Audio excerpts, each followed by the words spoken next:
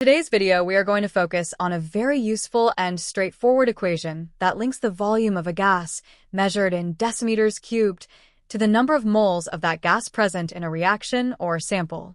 This equation is remarkably simple and convenient to use because it does not depend on the type of gas involved.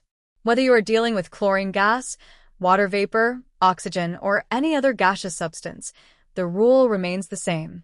All you need to do is take the number of moles of the gas you have and multiply that number by 24, which will give you the volume that the gas occupies under standard conditions, specifically at room temperature and pressure.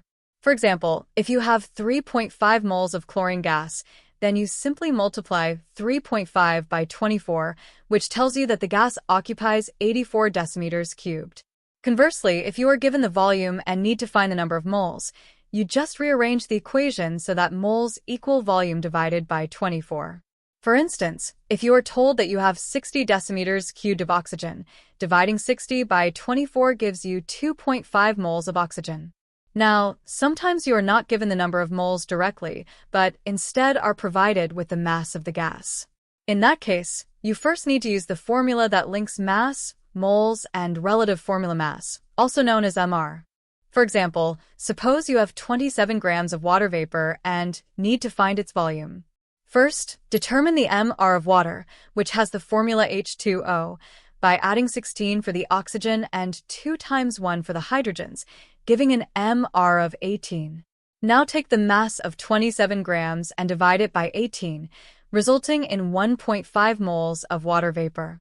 With the number of moles found, you return to the original equation and multiply 1.5 moles by 24 to get 36 decimeters cubed, which is the volume of the water vapor. Another type of question you might encounter in an exam is where you are asked to find the volume of a product gas when given the volume of a reactant gas. Take, for instance, a chemical reaction where nitrogen reacts with hydrogen to produce ammonia. If you are given 18 decimeters cubed of nitrogen gas and are told that the hydrogen is in excess, this means the amount of nitrogen available determines how much ammonia can be formed, as nitrogen is the limiting reagent. First, convert the volume of nitrogen to moles by dividing 18 by 24, which equals 0.75 moles of nitrogen. Then, look at the balanced chemical equation and identify the molar ratio. The equation shows 1 mole of nitrogen reacting to produce 2 moles of ammonia. Applying that ratio, multiply 0.75 by 2 to find that 1.5 moles of ammonia are formed. Then, use the original equation once again and multiply 1.5 moles by 24 to find that the ammonia takes up 36 decimeters cubed. However, if you are only dealing with gases and already know their volumes, you can skip the step of calculating moles. Instead, directly apply the molar ratio. Since nitrogen and ammonia follow a 1:2 ratio, and you start with 18 decimeters cubed of nitrogen, you can simply multiply that by 2 to find that 36 decimeters cubed of ammonia is formed. This shortcut works because at the same temperature and pressure, equal moles of gas occupy equal volumes, meaning the volume ratios are the same as the mole ratios. Let's now try a slightly different example. Suppose we start with 4 decimeters cubed of nitrogen and are asked how much hydrogen gas it would react with.